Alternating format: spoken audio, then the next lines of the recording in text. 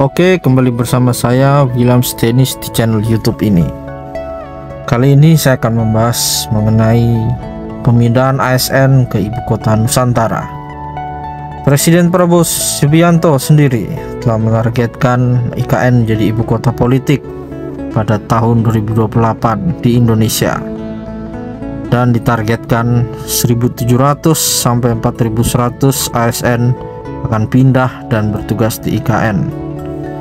Dan saat ini memang sudah ada sekitar 1.200 sampai 1.400 ASN yang terdiri dari Otorita Ibu Kota Nusantara, ASN dari Kementerian Kesehatan, dan juga adanya ASN dari Kementerian PU maupun Kementerian PKP. Sebelumnya juga santer diberitakan sekitar 200 anggota BIN juga akan mulai berkantor di IKN, dan mungkin sedang menunggu kesiapan infrastruktur di sekitar rusun BIN. Kalau kita lihat di lokasi saat ini memang sedang pembangunan jalan lingkar sepaku segmen 4 yang mengarah ke rusun BIN. Jadi memang rencana Bapak Presiden sudah tertuang dalam Peraturan Presiden atau Perpres nomor 79 tahun 2025 tentang pemutakhiran rencana kerja pemerintah atau RKP di tahun 2025 yang diundangkan per 30 Juni tahun 2025. Jadi tidak perlu ada keraguan kapan kepastian ASN pindah. Kita nantikan saja, semua ini hanya masalah waktu.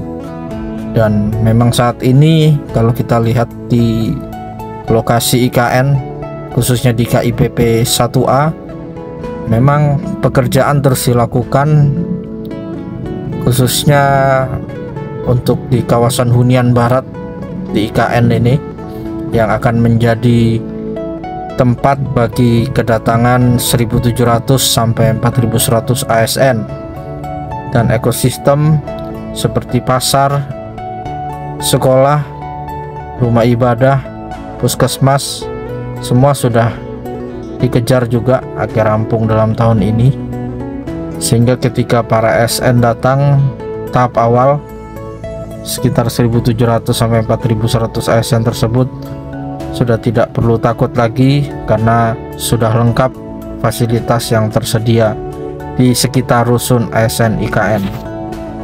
Dan ASN yang dipindah itu rencananya dari 16 kementerian atau lembaga.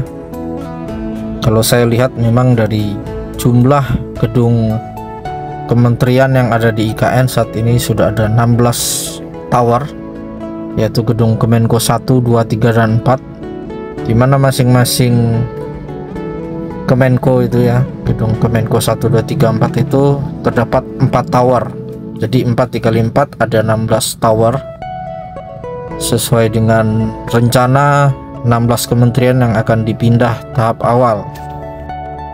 Terkait dengan DPR yang menolak usulan tambahan anggaran, melalui video ini saya yakin dan percaya DPR pasti akan menyetujui usulan penambahan anggaran oleh Bapak Basuki Hadimulyono, karena memang Otorita IKN sudah menjalankan tugas dari Bapak Presiden Prabowo agar pembangunan IKN dapat mencapai target menjadi trias politika pada tahun 2028 nanti, di mana gedung legislatif maupun yudikatif serta ekosistem pendukungnya maupun infrastruktur jalan sampai hunian semua rampung pada tahun 2028. Dan tugas dari Bapak Presiden agar ketiga trias politika itu bisa berfungsi untuk pindah bersamaan mengisi IKN. Dan saya yakin DPR akan mempertimbangkan hal ini, karena ini adalah instruksi dari Bapak Presiden untuk mempercepat kemajuan Indonesia. Salah satunya adalah dengan mempercepat pemindahan ibu kota negara dari Jakarta ke Kalimantan Timur, khususnya di ibu kota Nusantara. Dan dengan adanya pemindahan ibu kota ini, tentu beban Jakarta akan semakin berkurang, Karena seperti kita ketahui, Jakarta mempunyai beban yang sangat berat menjadi pusat ekonomi sekaligus pusat pemerintahan.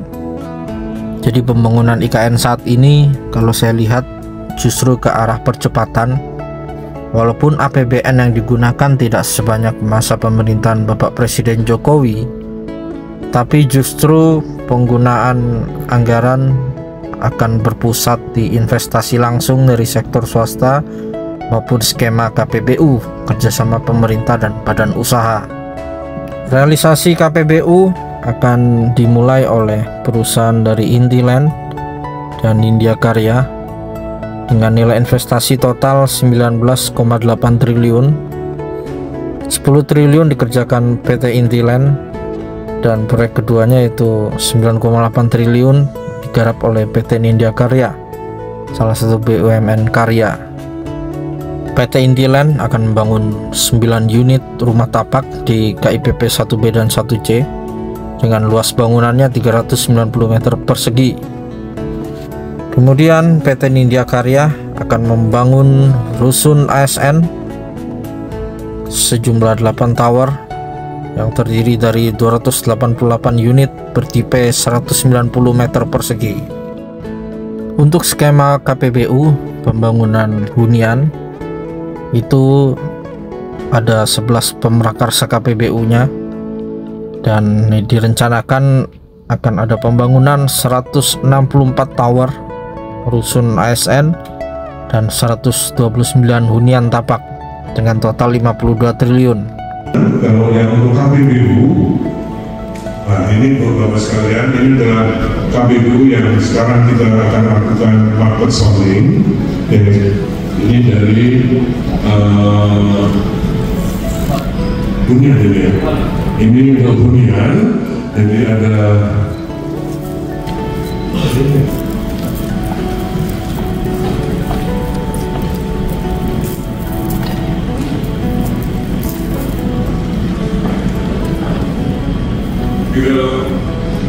kalau yang hunian ada IJM, kemudian dari Malaysia juga hadir di sini, kemudian Truba Trinity dari Nindya Karya, jadi ada 8 rumah apartemen, ini agak rendah kan apartemen kan. Jadi kalau swasta kalau pakai apartemen ke sini kita pakai pulang lagi pulang lawak.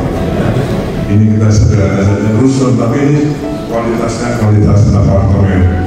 Jadi Nindya Karya, Intiland itu baru 1 rusun dan 109 unit rumah tapak. IJM 20 rusun ASN, Maxim 10 rusun ASN dan Ciputra. Hal ini menjawab keraguan publik bahwa pembangunan IKN melambat.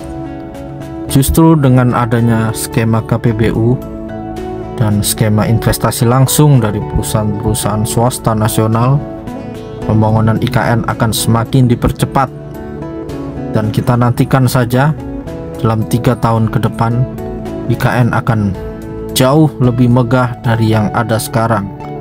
Karena sejatinya pembangunan IKN ini adalah tugas kita bersama untuk mewujudkan wajah baru Indonesia, di mana sektor swasta dan pemerintah bersatu untuk mewujudkan kota baru Indonesia. Jadi melalui video ini saya ingin menyampaikan kepada DPR sekali lagi yang terkait dengan usulan penambahan anggaran dari otorita IKN. Semoga saja usulan tersebut diterima, karena ini menyangkut percepatan yang harus dilakukan oleh otorita IKN yang telah diberi tugas oleh Bapak Presiden Prabowo. Dan untuk Kemenpan RB, saya menyampaikan melalui video ini, semoga saja skema pemindahan para ASN dari 16 kementerian bisa segera dilakukan, karena ketika ada penambahan ASN tahap demi tahap, maka investor swasta yang telah melakukan groundbreaking pembangunan pada masa pemerintahan Bapak Presiden Jokowi bisa segera memulai pembangunan mereka, karena memang saat itu mereka hanya seremonial groundbreaking, tapi ketika melihat KIPP IKN sudah mulai terisi baik itu para ASN, para pekerja proyek untuk tahap kedua, dan orang-orang lainnya yang bekerja di IKN non-ASN.